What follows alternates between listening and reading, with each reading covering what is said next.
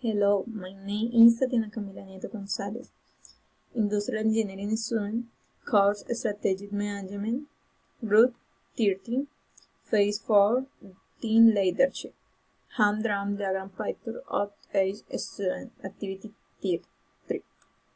The Diamond Supermarket Case, Organizational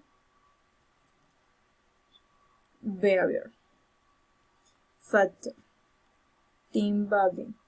Main problems are the witnessed in the case. Proposal to improve the situation. Team building. The lack of experience that staff have to perform certain assigned activity. Bold strokes and inclusion among the work team. Leadership.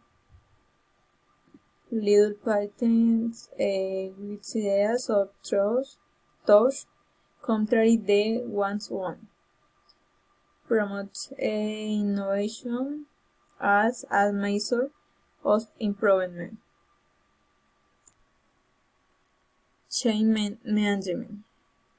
Poor decision making regarding the bit of infrastructure, the needs and change of management. Shared canality, support structures, conflict management,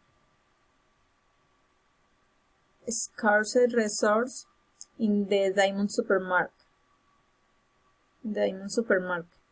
Delving thought the genesis of the conflict use a mediator.